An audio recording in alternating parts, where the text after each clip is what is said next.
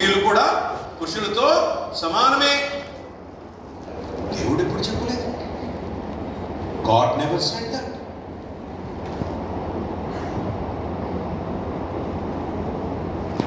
Feminism ఈ లోకంలోకి వచ్చింది.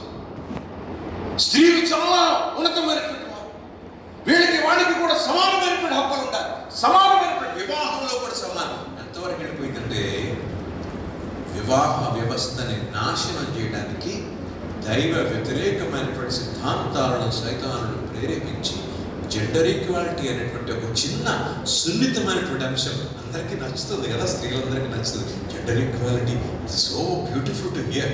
అరే నేను కూడా మా ఆయనకన్నా ఏం తక్కువ, నేను సమానంగానే సంపాదిస్తున్నానే, అరే నేను కూడా సమానంగా కష్టపడి ఉద్యోగం చేస్తున్నానే, నా మాట ఎందుకు చెల్లదు, నీ మాట ఎందుకు చెల్లాలి? Satan has already entered your family. నేను నాశనం చేయడానికి సైతానుడు ఆల్రెడీ నీ కుటుంబంలో ప్రవేశించాడు. అనేక రకాలైనటువంటి అంశాలు ఈ దినాన్ని మనం ఎన్నో రకాలైనటువంటి పరిస్థితులు మనం చూస్తున్నప్పుడు రేసిజం చూస్తాం. రేసిజం, నల్లజాతి వాడు, తెల్లజాతి వాడు, రకరకాలైనటువంటి పరిస్థితుల్లో కొట్టుకు చచ్చిపోతున్నారు అమెరికాలో.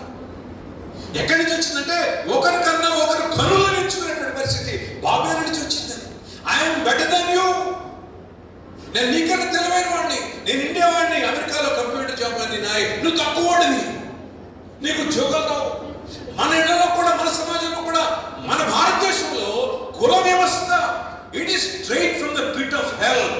సైతానుడు, అపవాది ఈ భయంకరమైన ఊరి నుంచి పుట్టింది కులతత్వం. Anti God spirit, anti God, anti God, anti God. దైవ వ్యతిరేకమైనటువంటి ఆత్మ నుంచి కులతత్వం పుట్టింది. ఇవన్నీ కూడా ఒకరినొకరు హెచ్చించుకునేటువంటివి. బాబేలు గోపురం నుంచి బబులోను ఆత్మగా ఈ రోజున మన దేశాన్ని కూడా ఏలుబడి చేస్తున్నాయి. మనం ఏదో అతిథిలోనే వరకు దయచేసి ఇట్ ఈస్ ఎవ్రీవేర్. దైవ వ్యతిరేకమైనటువంటివి, దేవుని సిద్ధాంతాలకు వ్యతిరేకమైనటువంటి ఆత్మ ఈ లోకమంతా ఏలుబడి చేస్తూ ఉన్నది, మన ప్రపంచం అంతా ఏలుబడి చేస్తూ ఉన్నది, మనందరినీ కూడా ఏలుబడి చేస్తుందన్న మాట జ్ఞాపకం చేసుకోవాలి. వివాహాలు, పెళ్లిళ్ళు ఉన్నాయి, నేను కూడా పెళ్లి చేస్తుంటాను. ఎంత భయంకరమైన పరిస్థితులు ఉన్నాయి. 6 out of 10 marriages are breaking down. 6 out of 10. ఊహకి అందనటువంటి నంబర్ అది, ఊహకి అందనటువంటి number. Why? God created marriage. కాబట్టి సైతానుడు దాన్ని నాశనం చేయాలి. వివాహాన్ని దేవుడు సృష్టించాడు కనుక ఏదో రకంగా కాలుకేస్తే మెడకి, మెడకేస్తే కాలుకేసి, ఏదో ఒక రకంగా దేవుడు సిద్ధపరిచి మంచిదని ఎంచినటువంటి వివాహాన్ని నాశనం చేసే ప్రక్రియలో సైతం ఉన్నాడు. Everything is being destroyed. ఎవరు వస్తారు ఈ మాటలు వినాలి. అందుకే చాలాసార్లు చెప్తుంటాము, always marry a spiritually mature spouse. ఎవరైనా స్త్రీ పురుషులు దయచేసి ఉద్యోగాలు చూడకండి, ఆస్తిపాస్తులు చూడకండి, అందాలు చూడకండి. దేవుని పట్ల, దేవుని ఉద్దేశాల పట్ల పరిపక్వత కలిగినటువంటి స్త్రీ పురుషులను చూసుకుంటే పెళ్లి చేసుకోండి. ఇది చాలా ప్రాముఖ్యమైన విషయం అండి. అందాలు శాశ్వతం కాదు, డబ్బులు శాశ్వతం కాదు. మీ యొక్క కుటుంబ వ్యవస్థ దేవునికి మహిమార్థమై ఉండాలంటే, దేవుడు స్థాపించిన వివాహ వ్యవస్థ మీ కుటుంబంలో అది ప్రజ్వలిల్లాలంటే marry somebody who knows God. దేవుడు ఎరిగినటువంటి వారిని వివాహం చేసుకోవాల్సిన అవసరం. ఎంచేతంటే ఈ లోకము భయంకరంగా దేవుణ్ణి వెక్కిరించే లోకముగా ఈ లోకం మారిపోతున్నటువంటి పరిస్థితిని మనం చూస్తున్నాం. ప్రకటన గ్రంథంలో ఈ బబులోను ఆత్మ గురించి ఏమని ఉంది అనేటువంటి మాట నేను ఒకసారి మీకు చూపించి నేను ముందుకు వెళ్ళాలని ఆశపడుతున్నాను. ఐఎమ్ సారీ, ఇందులో దేవుని యొక్క వాక్యము ఆ మాట చెప్తుంది కనుక నేను మాట చెప్పవలసి వస్తుంది. కానీ దేంతో పోల్చాలని దేవుడు కూడా చాలా వరకు ఆలోచించి ఉంటాడు. How to compare this terrible spirit, ఈ భయంకరమైనటువంటి బబులోను ఆత్మని దేంతో పోలిస్తే ప్రజలకు బాగా అర్థమవుతుంది అని చెప్పి దేవుడు ఆలోచించి బహుశా మదనపడే ఈ మాట ఇందులో రాయించి ఉంచాడేమో అనుకుంటున్నాను నేను. ప్రకటన గ్రంథము 17వ అధ్యాయంలో మనం గమనించినప్పుడు 17వ అధ్యాయంలో 5వ వచనం గమనించండి.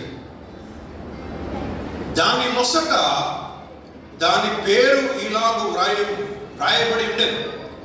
మర్మము, వేశ్యలకును భూమిలోని ఏహ్యమైన వాటికి తల్లి అయిన మహాబబులోను. బబులోన్ని దేంతో పోల్చాడండి? ఒక వేశ్యతో పోల్చాడు. అంతకు మించి మనకి ఎక్కడ కనపడదు. అంటే మోస్ట్ టెరిబుల్, హారిబుల్, చాలా నీచమైన, తుచ్చమైనటువంటి ఒక పోలికంటే ఒక వేశ్యతో బబులోను, ది స్పిరిట్ ఆఫ్ బాబిలోన్ని దేవుడు పోల్చినటువంటి సంఘటన మనం ఇందులో మనము చూస్తాం. ఏమిటంట ఇక్కడ మరియు ఆ స్త్రీ పరిశుద్ధుల రక్తము చేతను. ఈ బబులోను ఆత్మ ఎవరిని హింసిస్తుందంట? పరిశుద్ధులను, అంటే క్రైస్తవులైనటువంటి మనలను హింసించే ఆత్మగా కనపడుతూ ఉన్నది. పరిశుద్ధులను హింసించును, పరిశుద్ధుల రక్తము చేతను, యేసు యొక్క హతసాక్షుల రక్తము చేతను మత్తిల్లిండుట చూచితిని.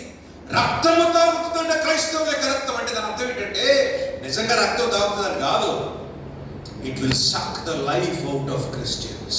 క్రైస్తవుల యొక్క జీవితాన్ని, వారి జీవాలను నాశనం చేయడానికి ఈ యాంటీ గాడ్ స్పిరిట్ అనేటువంటి ఈ బబులోను ఆత్మ ఈ లోకంలో ఉన్నది ఈ సమయంలో అని చెప్పి ఇక్కడ ప్రకటన గ్రంథంలో దేవుడు యోహానుతో రాయించినటువంటి మాటలు చూస్తాం. 18వ అధ్యాయం చూడండి. 18వ అధ్యాయంలో 2వ వచనం గమనించండి. అతడు గొప్ప స్వరముతో ఆర్భటించి ఇట్లా, నేను మహాబబులోను కూలిపోయాను, అది దయ్యములకు నివాస స్థలమును, ప్రతి అపవిత్రాత్మకు ఉనికి పట్టును, అపవిత్రము అసహ్యమునైన ప్రతి పక్షికిని ఉనికి పట్టు ఆయను. ఏలయనగా సమస్త జనములు మహోద్రేకముతో కూడిన దాని వ్యభిచారం మద్యము తాగి పడిపోయింది. భూరాజులు దానితో వ్యభిచరించిరి. భూలోకమంతలి వర్తకులు దాని సుఖభోగముల వల్ల ధనవంతులై, భూలోకంలో వర్తకుల్ని ధనవంతులు చేసేదంటే బబులోన. చాలా మందిగా అనుకుంటా ఉంటాం, ఏంటండి క్రైస్తవులు మనం ఇంత ఖచ్చితంగా వ్యాపారం చేస్తున్నాం, ఇంత మోసం లేకుండా వ్యాపారం చేస్తున్నాం, మనకేమో ఏమి లాభాలు రావు, మనం ఎప్పుడు ఇట్లాగే ఉంటాం, మనం ఏమి అభివృద్ధిలో లేము. వాడేంటండి మోసం చేస్తాడు, దేవుడు వాడిని చూడడం లేదా, వాడికి ఏంటండి ఇంత అభివృద్ధి, ఇన్ని బిల్డింగ్లు కట్టేసాడేంటండి, ఇన్ని కోట్లు సంపాదించేసాడేంటండి అని అనుకోవచ్చు. దేవుని వాక్యం చాలా స్పష్టంగా చెప్తా ఉంది. It is because that person belongs to the anti-God spirit. దైవ వ్యతిరేకమైనటువంటి బబులోనుకి చెందినవాడు. అలాంటి వాడిని చూసి మనం మత్సరపడకూడదు. అలాంటి వాడిని చూసి మనం జాలిపడి ప్రార్థన చేయాలి తప్ప అలాంటి వాడిని చూసి మనం మనం ఒక రకంగా కుళ్ళుకోవాల్సినటువంటి అవసరం మన కూడా లేదనే మాట మనం జ్ఞాపకం చేస్తున్నాం.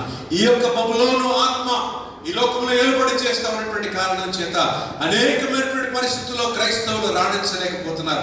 క్రైస్తవులు రాజకీయాల్లో రాణించలేరు. ఏం చేస్తారంటే బబులోను ఆత్మతో వాళ్ళు వ్యభిచారము చేయలేరు. బబులోను ఆత్మలాగా వాళ్ళు వెళ్ళి మోసం చేయలేరు, అబద్ధాలు చెప్పలేరు, రకరకాలైనటువంటి మోసకరమైనటువంటి పనులు చేయలేరు. అందుకే రాజకీయాల్లో రాలేరు. చాలా మంది క్రైస్తవులు మోసం చేయలేరు, పరీక్షల్లో కాపీలు కొట్టలేరు. ఆ కారణం చేత మిగతా వాళ్ళ లాంటి గ్రేడ్లు రావు.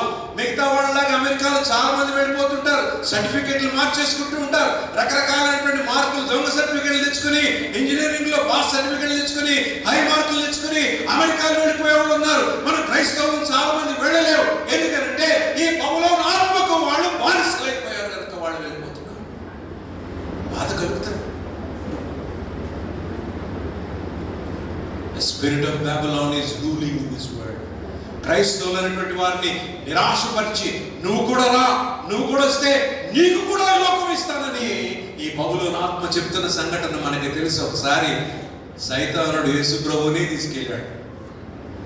ఆ యొక్క దేవాలయపు శిఖరం మీదకి యేసు ప్రభువుని తీసుకెళ్ళి, can you imagine the guts, వాటికి ఎన్ని గట్స్ అండి, వాటికి ఎన్ని గుండెలండి. వాటి తీసుకెళ్ళి యేసు ప్రభువుని తీసుకెళ్ళి పైకి తీసుకెళ్ళి, నువ్వు నాకు మొక్కితే ఏమన్నాడండి, లోకమంతా కాళ్ళ దగ్గర తీసుకొచ్చి పడేస్తాను.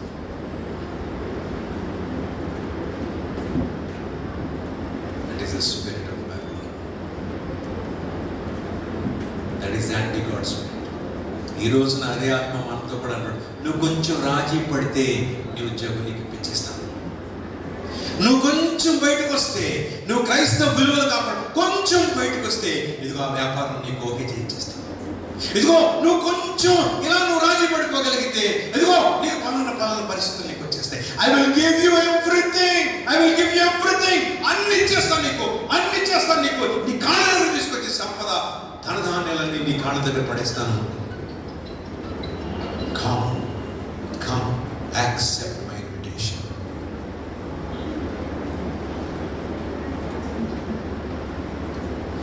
ఎన్నో భయంకరమైన పరిస్థితులు అండి. యవనస్తులైనటువంటి వారికి ఇంటర్నెట్ భయంకరమైన ఆకర్షణ.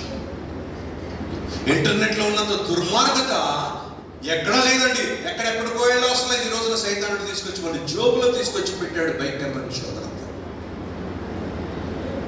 నాకు తెలిసి చాలా మంది యవనస్తులు తల్లిదండ్రులు కౌన్సిలింగ్ పంపించి సంవత్సరాలు ఇంటర్నెట్ డీఅడిక్షన్ సెంటర్స్ కి పంపించినటువంటి పేరెంట్స్ నాకు తెలుసు. పోర్నోగ్రఫీకి అలవాటైపోయి యవనస్తులు తట్టుకోలేక మానలేక మానసిక రోగులైపోయినటువంటి వారు ఏం చేస్తారంటే, he wants to destroy the creation of God. దేవుని యొక్క సృష్టిని నాశనం చేయడానికి మరి ముఖ్యంగా యవనస్తులు వెంట పడుతున్నాడు సైతానుడు. జ్ఞాపకం చేసుకోవాలి. మసిపూసి మారేడుగా చేసి మనం మాట్లాడకుండా ఉంటే సరిపోతుంది. No, we have to talk about these things. వీటి గురించి మాట్లాడాల్సిందే. సైతానుడి పన్నాగాలు మనం పసిగట్టాల్సిందే. మనము జాగ్రత్తగా ఉండాల్సిందే. ఈ దైవ వ్యతిరేకమైనటువంటి దినాల్లో బ్రతుకుతున్నప్పుడు సైతానుడి యొక్క ఆటలు మనము కట్టాల్సిందే.